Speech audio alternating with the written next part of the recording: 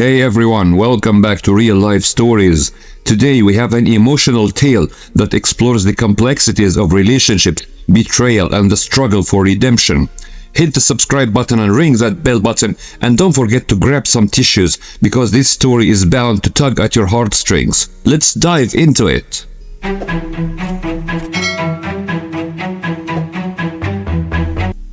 Jane greeted Sarah with a hug at the door, concealing her nerves behind a smile. She had looked forward to a normal, fun evening out with friends, but dreaded being alone with Daniel, given their kiss weeks prior and her growing suspicions. Inside, the party buzzed with laughter and chatter. Couples enjoyed drinks around the living room, while kids played in another part of the house. Jane squeezed past to the kitchen island where Sarah arranged snacks. "Need any help?" Jane asked. Sarah waved her off. "You're my guest. Relax and mingle." Jane obeyed, entering conversation, though her mind drifted elsewhere. The fizzy wine went down too easily on an empty stomach. Later over dinner, Daniel sat across from Jane, occasionally catching her eye by accident. Their shared secret electrified the air between them, heightening every look and word. Jane played with her food more than eating it, barely listening as others talked babies and family plans. Near the evening's end, while Sarah cleaned in the kitchen, Daniel approached Jane on the back porch. "We need to talk," he said quietly. "About what happened?" Jane stiffened. "There's nothing to say. It was a mistake." "I know, but..." Daniel trailed off, raking a hand through graying hair. He leaned against the railing, staring into the dark backyard. "I feel terrible about it. I never meant to hurt Sarah." Sighing, Jane joined him at the railing. "Me neither. I love her." "Do you think she'd understand if we told her?" Daniel wondered. "No." Jane turned to him firmly. "Telling would only hurt her. We have to keep this between us and move on." Daniel nodded, guilt evident on his solemn face. They lingered in the silence, together for a moment, burdened by regret. Just then, Sarah reappeared in the back doorway. "What are you two chatting about out there?" "Nothing," they replied in unison, rushing to join her inside. The rest of the evening passed without incident. Jane said her goodbyes, claiming fatigue to deter further socializing. But as she walked to her car, doubt crept in. Could she really move on so easily after such a transgression? The next few weeks saw Jane struggle inwardly. Every encounter with Sarah amplified her shame, yet opening up risked losing her dearest friend. At home, Jane distracted herself with work and chores, avoiding intimacy with oblivious husband Adam. The act of betrayal haunted her waking mind. One morning, Jane sat alone in the bathroom, staring blankly at the wall as nausea swept over her. She knew then, with grim certainty, what was happening, though hoping against hope she was wrong.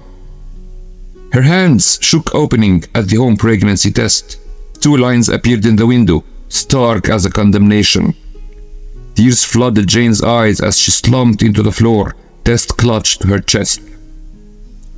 How could life spin so wildly out of control? She couldn't be pregnant, not when any child could belong to either her husband or her best friend's husband. The implications made her pulse pound in dread. For days, Jane stayed shut in, lying to Adam about coming down with a bug. She researched clinics nearby, considering termination as her only choice to right the wrong. But even as rationality argued it, her heart rebelled at the idea of ending a new life so cavalierly. What's more, motherhood represented the family and stability Jane longed for. Could she live with permanently closing that door? Finally, meeting with her doctor confirmed the pregnancy's progression. Afterwards, Jane wandered down in a daze, barely noticing people or places. Night fell as she found herself sitting alone in a park, crying brokenly. How could she face Sarah again, knowing what she did, especially if tests later showed the child was Adam's? Their friendship would be damaged irreparably. Somehow Jane made it home, red-eyed and hollow. In the doorway, she collided with Adam, who grabbed her arms in concern. "Love, what's wrong? You've been out of sorts for days." The tender look in his eyes cracked Jane's last resolve. She broke down, sobbing against his chest, incoherent words tumbling out between gasps. "I'm pregnant, but I don't know. It might not be yours." Jane clutched Adam tightly, unable to meet his shocking gaze. "I'm so sorry. I never meant to hurt you. Please forgive me." Adam held Jane at arm's length once her tears slowed, studying her wet face intently. "Who?" was all he asked. In a gravely whisper, Jane admitted, "Daniel. That night at the party. We were drunk and it just happened, but we stopped right away." Silence fell as Adam processed the revelation, expression unreadable. His hands dropped from Jane's body like she was poisonous. Without a word, he turned and walked stiffly inside, shutting the door with painful finality between them. Alone in the darkening yard, Jane broke down anew at the vast emptiness taking root in her heart. How could the events of one night bring her whole world crashing down? Over the following weeks, Jane tried reaching out to Adam, who refused contact. Her only solace came from showering her belly and whispering futile apologies. With Adam estranged, she moved into a spare room, sleeping alone each night, clutching a pregnancy book for company. Meanwhile at work, Jane survived on autopilot, keeping smiles fixed as colleagues congratulated her supposedly happy news. She daydreamed to pass the hours, imagining lives where she made different choices or told the truth sooner. How wonderful would it be to embrace this pregnancy joyfully? One morning, Jane arrived at the coffee shop to meet Sarah for their usual break. But upon sitting down, Sarah clasped Jane's hands excitedly. "I have the best news," Sarah beamed, glowing with health. "I am pregnant too." Jane froze, smile turning to ash in her mouth. Of course, fate had to heap further torment upon her guilty shoulders. Trying to match Sarah's enthusiasm felt like swallowing glass, yet she embraced her friend tightly to avoid showing the turmoil within.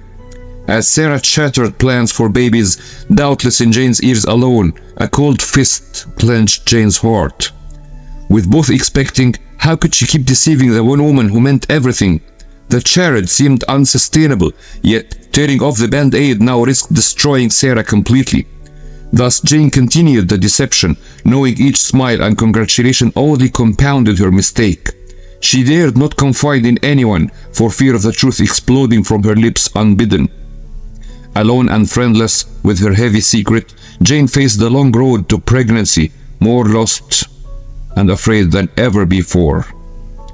Jane shifted uncomfortably on the examination table, stealing glances at the monitors as the sonographer squeezed gel on her small bump. Though barely showing, the baby within felt as obvious as a flashing neon sign advertising her deception.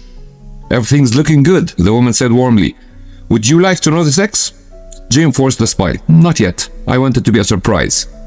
Inside, she wondered, was this little life half-sisters or half-brothers with Sarah's baby? Wiping gel away, the sonographer excused herself, leaving Jane staring at her blurred reflection in the dark screen. Her hands drifted to caress the image of fluttering movement within. As much as she doubted deserving motherhood after betraying so many, this baby deserved a chance regardless of paternity.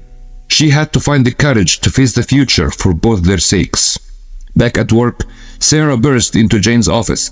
"Let's go shopping after. I want to start picking out the nursery colors." Jane mustered enthusiasm. "Of course, though I'm still getting used to the idea of being a mom. How do you feel?" Sarah's excitement was boundless. "Scary, but so ready. Daniel and I are both over the moon." She touched her barely there bump fondly. "I just know it'll bring us even closer." A tide of guilt washed over Jane at her friend's naivety. To think Sarah had no idea her perfect vision might unravel at any second depending on a DNA test. Jane concentrated on paperwork, nodding along as Sarah filled the sterile room with hopes and dreams. That night, Jane browsed online forums guiltily, absorbing stories from mothers in her situation. Most advocated telling the truth, no matter the cost, for the sake of the child. Others spoke of secret tests through private doctors. As much as Jane yearned for clarity, she remained paralyzed by fear of the outcome. If only she could freeze this moment before her choices destroyed lives. In the following weeks, Jane robotically joined Sarah at prenatal classes and doctor's appointments. Always one supportive smile behind as Sarah prepared for parenthood blissfully unaware. Yet Jane's insides writhed, seeing her living the lie. She barely concealed stress at Sarah's enthusiastic baby plans, wanting to scream the truth instead of faking joy. Her guilt intensified, seeing Daniel so committed to family after his mistake, once more rubbing salt in Jane's wounds. Adam refused contact despite Jane's conciliatory voicemails and letters. With him gone, her pregnancy progressed in lonely isolation. At home, she nestled talking books against her bump, imagining connecting her baby to familiar voices, even if its father wanted nothing to do with either of them. On darker nights, old fears resurfaced of facing the delivery alone, left entirely to pick up the pieces of her shattered life afterwards. One evening, Jane stopped by Sarah's house to drop off a meal, anxious to get home quickly, but Sarah stopped her at the door, concern wrinkling her cheerful face. "Are you alright? You seem sad lately." Faced with Sarah's caring eyes, Jane's brittle composure finally cracked. Tears spilled as she confessed in a broken whisper. "I'm terrified of being a single mom and messing this all up. I miss Adam so much."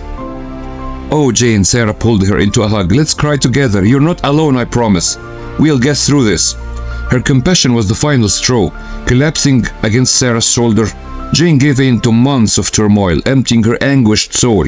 But even as comfort spilled out, she remained silent on the cause of her pain, unable to shatter Sarah's joy with her confession. Once Jane regained control, Sarah made hot drinks and settled them on the couch. "Tell me everything. I'm here for you. No judgment." Her sincerity cleaved Jane's resolve further. Closing her eyes, Jane began. "The night of your party, Daniel and I..." She trailed off, unable to say the damning words. Thankfully, Sarah grasped her meaning, inhaling sharply but saying nothing, merely holding Jane's hand tighter. When Jane finished her halting confession, they sat in heavy stillness as reality sank in. At last, Sarah spoke in a small voice. "Why didn't you tell me sooner? We've been through so much together." "I was scared of losing you." Tears threatened again, but Jane held firm. "You and this baby are all I have left. I'll understand if you don't want to be friends anymore." Sarah cut off Jane's rambling with a fierce hug. "Don't be ridiculous. We all make mistakes. Right now, your health and this baby are what matters." She drew back, eyes gentle yet solemn. "We'll get through this together, I promise. As for Daniel, we'll deal with that later." Overwhelmed, Jane broke down, crying gratitude into Sarah's shoulder. For the first time, her burden lightened, knowing she wasn't alone, even if the deception still couldn't be undone. All she could do was have faith in Sarah's kindness and their bond of history. Maybe, just maybe, they could find a way to heal from there. Jane exited the clinic, lifting her oversized shirt to check the first bandage taped to her arm. The blood sample drawn today would reveal if she and Sarah's babies shared the father, or if Jane's child belonged only to Adam. Part of her dreaded the answer, while the other half craved closure.